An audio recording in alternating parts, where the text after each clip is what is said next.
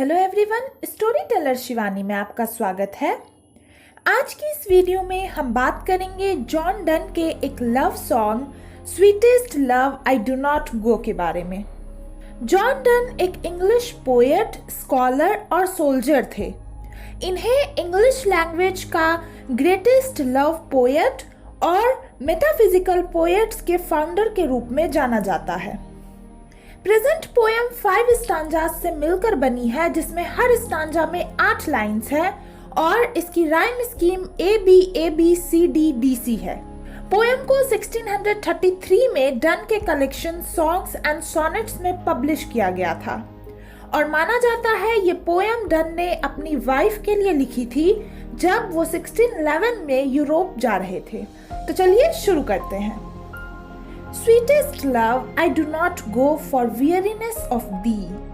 Weariness यानी थकान।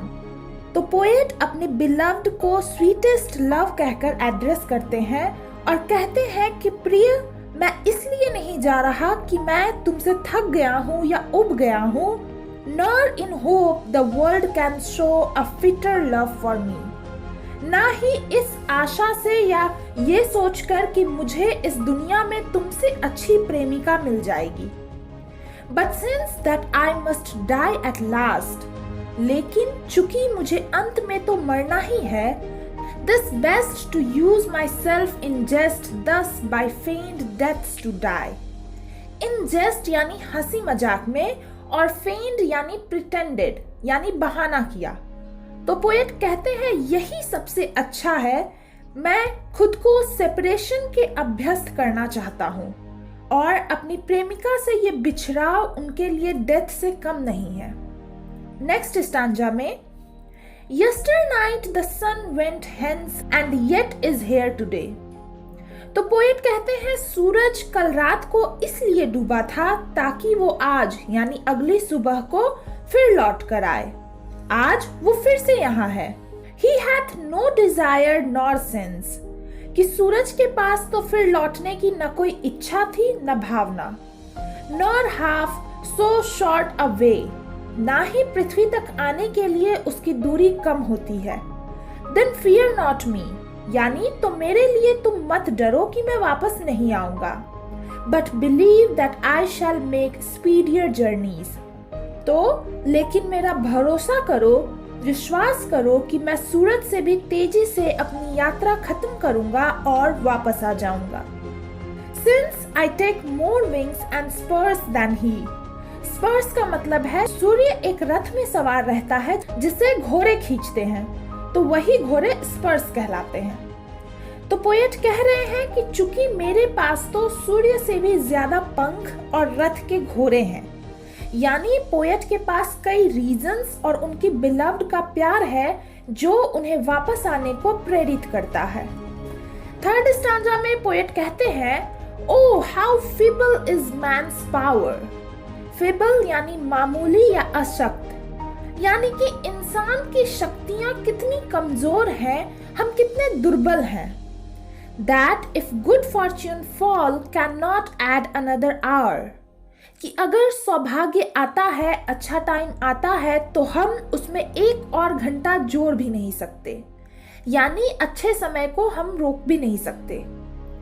Nor a lost hour recall, ना ही पास्ट के किसी अच्छे समय को फिर से जी सकते हैं। But come bad chance and we join to it our strength, लेकिन अगर बात बुरे समय की हो तो हम खुद ही उसे अपनी ताकत देते हैं। And we teach it art and length itself or us to advance, और हम बुरे समय को कला और लंबाई सिखाते हैं, यानी अपने काम से, कष्टों से दुखी होकर हम खुद ही अपने कष्ट को और बढ़ाते हैं और उसे अपने आप पर हावी होने देते हैं।